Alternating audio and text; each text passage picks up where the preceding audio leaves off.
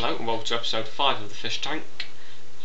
One comment that I got on www.jimbostudios.com was to make my room look a bit more like a fish tank.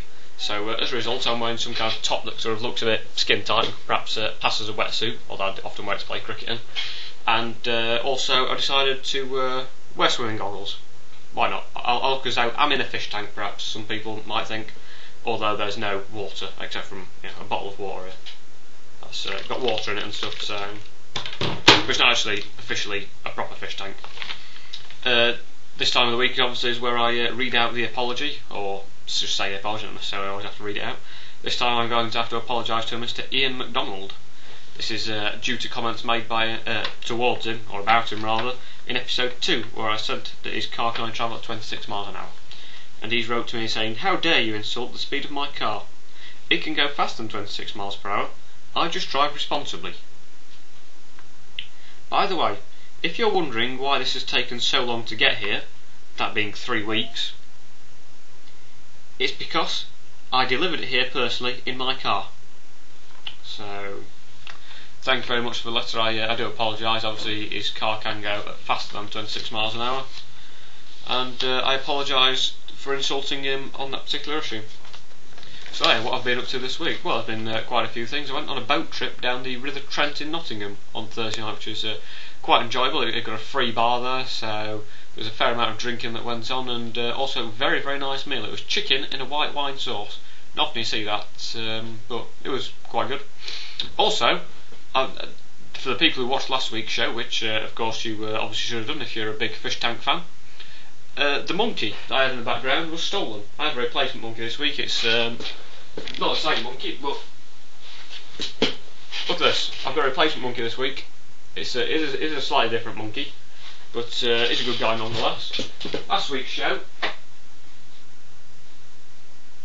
the monkey was stolen. I'm not sure who by. I've had a look for this person who stole the monkey. I've tried to match him up on the FBI's most wanted list. He's not on there. But I was thinking when I was looking at the list, right, all these people who are on the FBI's most wanted list, it has their name and their picture. If you're looking for these people, why don't they just arrest them when they take their photo? Surely it makes more sense. Instead of like looking around for this person, if you've got a chance to take the photo, just arrest them. I mean, I can work that way out. It's not tricky, is it? On Monday, by the way, I had an accounting lecture, management accounting, which is very, very, well, fairly boring, but I learned a couple of things. I learned, for example, that the term overheads, which is used in accounting and basically means fixed costs, derives from a time when in factories people used to sit up. If they were supervisors, they'd sit on large stools and they would look over the heads of all the people who were doing the work. So supervisors looked over the heads, and because the supervisors are a fixed cost, they are referred to as overheads. So there you go, something new for you. I'm passing on a bit of knowledge in this week's fish tank. I always like to do that. I also learnt the other day how to kill someone using my little finger. I can now effectively kill someone using my little finger. I use it to pull the trigger on a Kalashnikov AK-47. No trouble. People can be dead sort of just like that. No probs. Also, I was saddened to hear that there was a train crash last week in Cumbria, and I'd like to say well done to the Virgin train driver who apparently averted a lot of danger. I recently complained about Virgin trains and their reliability and the fact that I couldn't get onto a train, but well done to the driver. But I was thinking, often like in these situations, people are identified by their dental records, but if you don't know who the person is, how do you know who someone's dentist is? That's what I can never work out. But not to worry, I'm sure there is some logic behind it somewhere. Also was told a few days ago that my brother and his housemate were in the Asda, in their local Asda, and they saw the guitarist from the Arctic Monkeys buying some washing powder. So it was, I'm sure, no doubt for them, very nice to see a rock star guitarist buying some white powder that only turned out to be washing powder.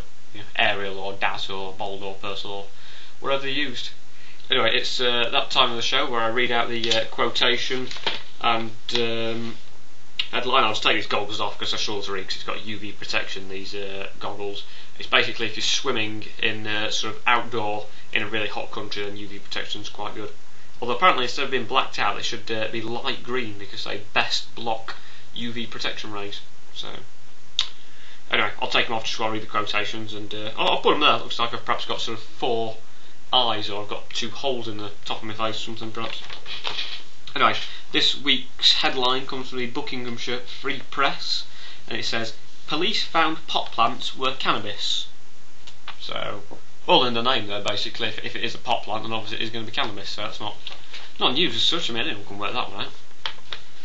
I mean, obviously, if it was called a speed plant, or, another type of drug plant, crack plant, then it's easy to work out. And this week's quotation comes from Mr. Ted Walsh, who is apparently a horse racing commentator, and referring to a horse he said, "This is a lovely horse. I once rode her mother." So I presume that he just got on his mother's back and just went on a race.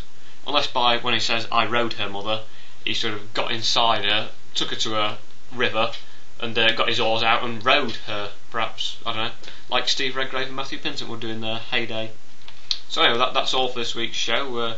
I'll leave you with some news. Actually, it's a good job actually I was talking about overheads earlier on, because I leave you with news that apparently a dwarf has decided not to open up a strip club. Apparently he was going to open up a strip club and has decided not to open it up. By the sounds of it, he was put off by the size of the large overheads. So thank you very much, and I'll see you next week, same time, same place. And just before I go, apparently breaking news is, other than the dwarf and the overheads, is that Darren Goff has just re-signed for Yorkshire, literally sort of about half an hour ago, and he's going to be captain. So good news there, back playing for the White Rose. Good man, Darren. See you next week.